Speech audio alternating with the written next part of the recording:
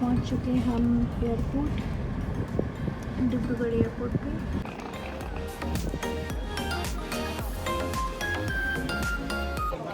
तो गाइस मैं पहुंच चुकी हूँ एयरपोर्ट, जल्दी पहुंच गई हूँ। तो देखते हैं कैसे क्या टाइम पास होता है। पहले तो अपना सब करना है। वेब चेक इन हुआ नहीं है मेरा, क्योंकि वो प्रोसेस ही मतलब वो हो ही नहीं रहा है, वेब चेक इन फेल दिखा रहा है। तो देखते हैं, चलिए।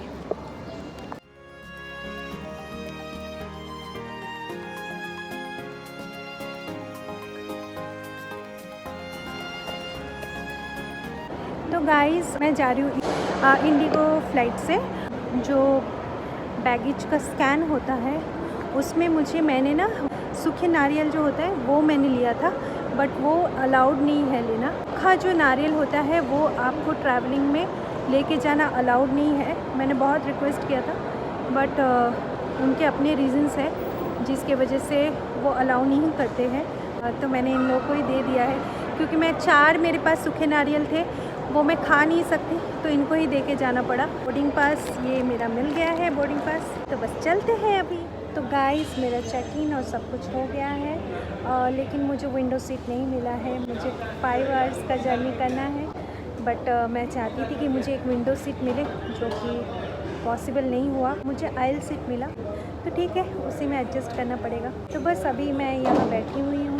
11:30 बज रहे हैं, 12:30 फिर 1.5 एटलीस्ट 2.5 घंटे अभी मुझे यहाँ वेट करना है अपने फ़्लाइट का। तो गाइस मैं आप लोग को ये बताना चाहती हूँ कि मैं जो तिनसुकिया से डिब्रूगढ़ एयरपोर्ट तक आई हूँ, तो उसके लिए तिनसुकिया में एक राइनो कैब बोल के है, जिसके बारे में मुझे मेरे मौसा जी ने मुझे बताया था कि ये राइनो कैब सच में बहुत हेल्पफुल है। इनके थ्रू इनके कैब पहले से बुक करना पड़ता है। तिनसुकिया में ये राइनो कैब की वजह से बहुत हेल्पफुल है।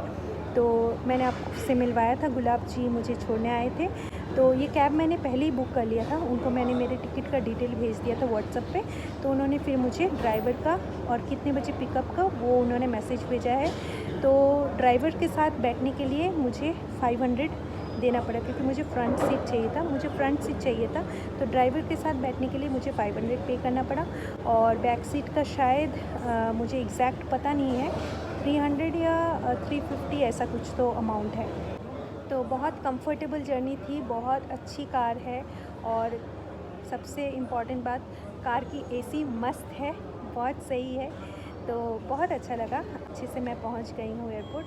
अब मेरा सब कुछ हो चुका है। अब मैं 2.5 घंटे यहाँ बैठती हूँ, पता नहीं क्या करूँगी, लेकिन टाइम पास तो करना है कुछ ना कुछ। फिर देखती हूँ, तब तक मैं एक चाय पीती हूँ, कुछ करती हूँ, और मिलते हैं आप लोग से। छोटा सा एयरपोर्ट है, बहुत कुछ रेस्टोरेंट्स और ये सब है नहीं है। सामने मुझे एक छोटा सा कैफ़े टाइप का दिख रहा है, जहाँ से मैं कॉफ़ी या चाय पी सकती हूँ। टाइम पास के लिए मुझे सामने एक कैफ़े दिख रहा है, तो वहाँ से मैं कॉफ़ी या चाय कुछ तो पीऊँगी। फिर मासी को फ़ोन करूँगी, देखती हूँ, क्योंकि मासी बहुत इमोशनल हो रही थी। इतने दिन मैं उसके साथ रही हूँ, तो बुरा तो मुझे भी लगता है, बट वो ज़्यादा अकेली हो जाती है, बहुत ज़्यादा उदास हो रही थी, तो मुझे भी बुरा लग रहा था।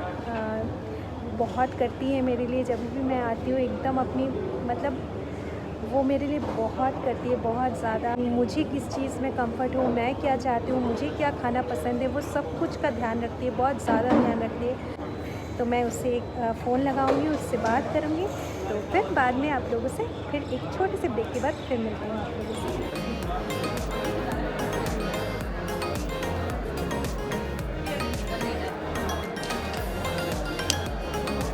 तो गाइस अभी वापस से फ़्लाइट डिले हो गई है। पहले फ़्लाइट मेरी 1:10 की थी, वो फ़्लाइट 1:55 की हुई, और अभी फ़्लाइट 2:30 की हो गई है। तो फ़्लाइट डिले हो गया है, तो फिर उन्होंने हमें ये दिया है खाने पीने का कुछ सामान, इंडिगो वालों ने दिया है।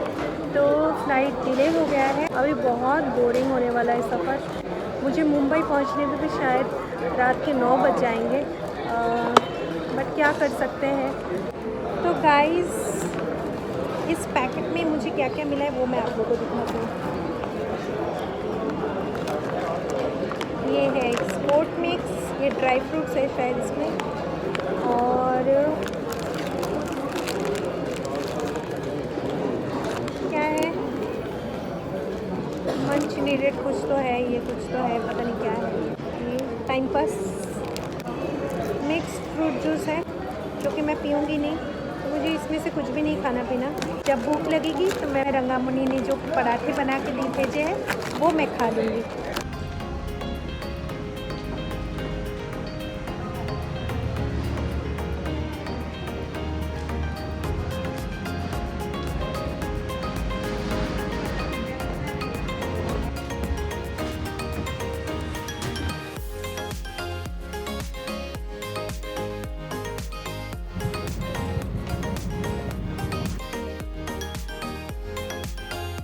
सो गाइस अभी हम फ्लाइट पे बैठ चुके हैं और हमारा अभी डिपार्चर 2:30 का है।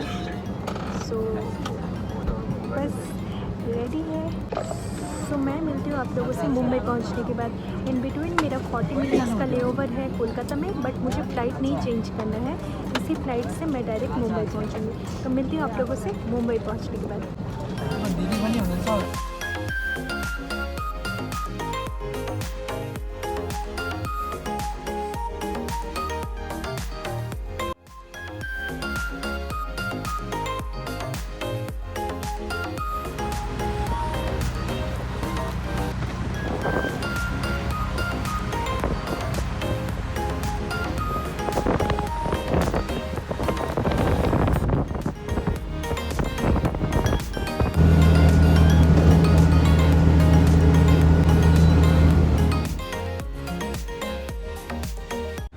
मैं पहले नॉनवेज बहुत खाती थी, फिर मैंने छोड़ दिया।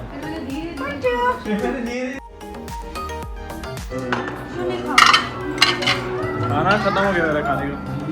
जीवन का मेरा सच समझ में आ गया, खाना वाना कुछ नहीं है।